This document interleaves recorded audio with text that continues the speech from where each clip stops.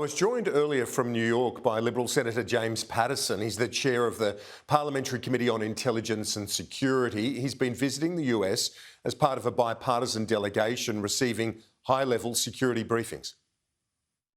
Senator Paterson, thanks for your time from New York. What's the feedback you've been receiving both in Washington and there at the UN? Is the pushback against Putin having an impact? Kieran, it's a remarkable time to be in the United States, and of course everyone's deeply concerned about the way in which Putin and Russia have behaved towards Ukraine, but there is also some cautious optimism at the remarkably united response that the global community has presented to Russia and Putin. There's been incredible resolve about enacting the highest possible costs on Putin and his cronies to deter and dissuade him from this course of action and hopefully get them to rethink the course of action that they've embarked upon. Now, it's still early days, and of course the most important thing has been the remarkable courage and resilience of the Ukrainian people in putting up a fight. They have rallied the world to their cause by the remarkable way they have stood firm and stood up for their sovereignty and their territorial integrity. Is there an appetite potentially to go harder if need be against Russia, and is there any prospect that we might see US troops on the ground, despite what's been said by the President and others to this point?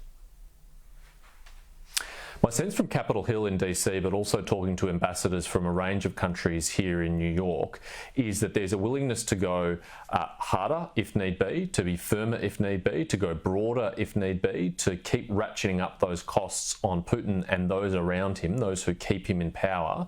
However, a very clear line has been drawn in public statements and has been reiterated to us in private that the United States and its allies are not intent on putting troops on the ground in Ukraine. What they have said, though, is that they will reinforce their NATO allies and they will stand up for their Article 5 obligations under the NATO treaty, which is that any attack on a NATO member is regarded as an attack on all NATO members, and they will meet that with military force. So a very clear demarcation line has been set.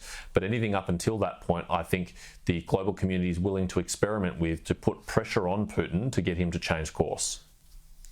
So you spoke about the bravery of the Ukrainians. It's obviously something that's resonated in the United States and right around the world. Also, too, the bravery of the Russian opposition, which continues through protests, but also the political opposition, despite the fierce response from the dictator Putin. I'm full of admiration for those Russians who are taking the very dangerous and courageous step to stand up to Putin. He runs a fearsome and vindictive regime that ruthlessly punishes dissidents, and to stand up against that knowing those risks is a remarkable feat of courage which the whole world should admire, and we should rally around those people. I think it's very indicative, Kieran, that Vladimir Putin has started to ban Western social media companies from Russia, including Facebook and Twitter. I think he fears the truth of the failures of his Ukraine campaign getting around in Russia, coming to the attention of the broader Russian population. And I think it is indicative of the vulnerable position he himself is in, that his position is not as secure as he has broadcast to the world, and that he does fear the Russian people more than anything else. And if they stand up to him in sufficient numbers and with sufficient strength, that could be the thing that changes the course of these terrible events. What's the mood and the view of Putin from those that you've met, from the briefings you've had, from the security agencies right across the board? Is there a worry that he is unhinged and might not just push into NATO territory, but potentially use that nuclear option?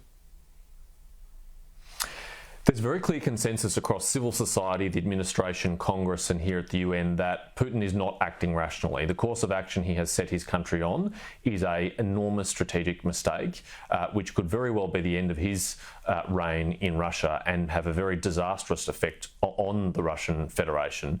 In the same way that the USSR's adventurism in Afghanistan in the late 1980s set it on its course for its internal collapse and destruction.